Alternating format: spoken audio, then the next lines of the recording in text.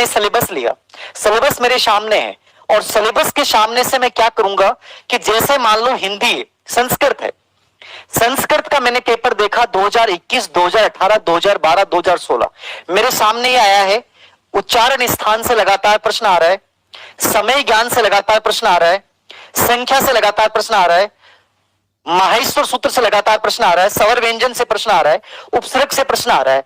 15% संस्कृत से शिक्षण विधि से आ रहा है, 15% हिंदी शिक्षण विधि से आ रहा है। 30-60 नंबर का पार्ट है हिंदी और संस्कृत, इंग्लिश है तो इंग्लिश को मान ले आप, ठीक है। वो 60 नंबर का पार्ट है आपका, जिनमें से 30 नंबर आपके टीचिंग मेथड के हैं।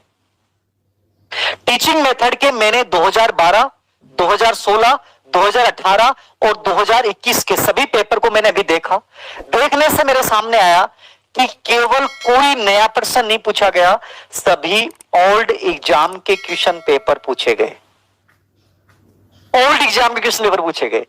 मतलब कि मुश्किल से मान लो कि मेरे पास 11 दिन बचे हैं, 11 दिन में मैं 30%, केवल मैं 6 घंटे, केवल 6 घंटे मांग रहा हूं, केवल 6 घंटे मुझे पूर्व एग्जाम के टीचिंग मेथड पढ़ने हैं। हिंदी और संस्कृत के 30% सही हो गए। कौन कौन से? मापन मूल्यांकन, साइकोलॉजी में मैंने पढ़ा है, साइकोलॉजी में एक प्रश्न तैयार हो गया। निदानात्मक उपचार शिक्षण हिंदी और संस्कृत में तैयार हो गया, साइकोलॉजी में भी तैयार हो गया। सीसी साइकोलॉजी में भी आएगा, हिंदी संस्कृत में भी आ रहा है। टीचिंग लर्निंग एड शिक्षण सहायक सामग्री हिंदी में आ रहा है, संस्कृत में आ रहा है, पर्यावरण में आ रहा है, सोशल स्टडी में आ रहा है, मैथमेटिक्स में आ रहा है, विज्ञान में आ रहा है, पर्यावरण अध्ययन में आ रहा है।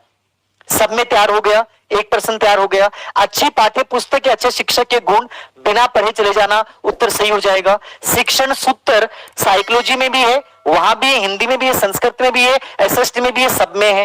ब्लूम टेक्सोनोमी साइकोलॉजी में भी आ रहा है, हिंदी संस्कृत में भी आ रहा है, हो गया। उपलब्धि परीक्षण अचीवमेंट टेस्ट की वस्तुनिष्ठता, विश्वसनीयता, वैधता, व्यापकता साइकोलॉजी में भी 100% आएगा, वहां भी आएगा। मतलब सिर्फ गिनती के 5-8 टॉपिक पूर्व एग्जाम के क्वेश्चन पेपर निकाल ले, पूर्व एग्जाम के क्वेश्चन पेपर के एक्स्ट्रा समय बचता है, इनको पढ़ के चले जाओ। 30% कोई नहीं रोकने वाला, पूर्व एग्जाम से ही पूछे गए जितनी भी बार आए, नया प्रश्न नहीं पूछा गया। सीधा सा तरीका हो गया, लीड कर गए आप इन चीजों को, लीड कर गए 30%, मतलब कि यहां आप लीड कर रहे हैं, बाकी बचे 30% हिंदी और संस्कृत के विषयों के, ठीक है। तो हिंदी में अपने को पता है समास से आना है, संधि से आना है, प्रत्यय से आना है, उपसर्ग से आना है। ये 4-5 टॉपिक भी पढ़ लो, 6-7% यहां से आ जाएंगे हिंदी में।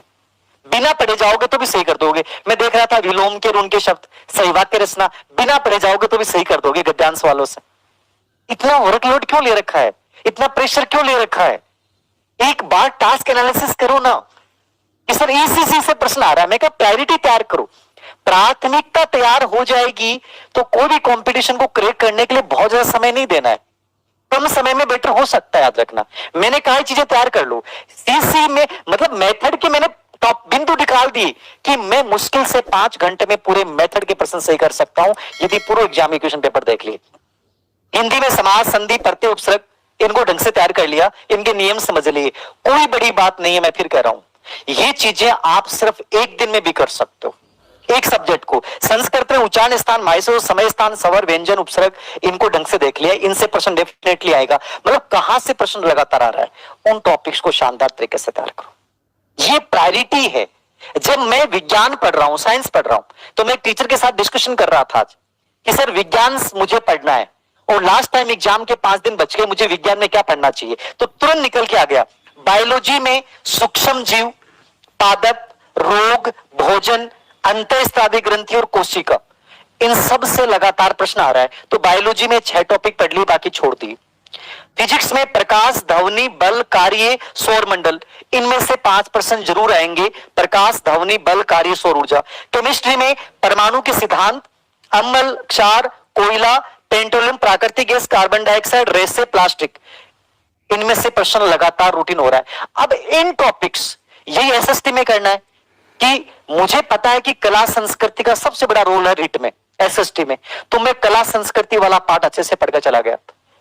गुप्त साम्राज्य, मौर्य साम्राज्य बहुत बड़ा है, तो छोड़ दूं, उनके पूर्व एग्जाम के प्रश्न देख लूं। वैदिक सभ्यता और सिंधु घाटी सभ्यता आसान आराम से देख लूं। जैन और बौद्ध धर्म बहुत छोटा सा आराम से देख सकता हूं। महाजन पर छोटा सा आराम से देख सकता हूं। कला संस्कृति वाला पार्ट मेरे आगे भी काम आना है, उनको एक बार देख लूं, और उतना भी नहीं देख पाऊं तो मैं एक काम करूं, 4 साल में जितने प्रश्न आए कला संस्कृति के वो देख लो। यही ज्योग्राफी में अपनाना है, यही राज व्यवस्था में अपनाना है। टीचिंग मेथड एसएसटी में, साइंस में वही चीज मैंने बता दी, वही सेम प्रश्न।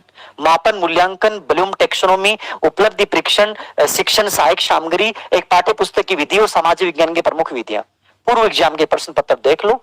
हमारी जैसे खुद की किताब आई थी एसएसटी की, गणित की भी हमने ऑब्जेक्टिव भी निकाली, थ्योरी भी निकाली। ये सब इसलिए निकाली कि बच्चे के पास से संकलन हो जाए।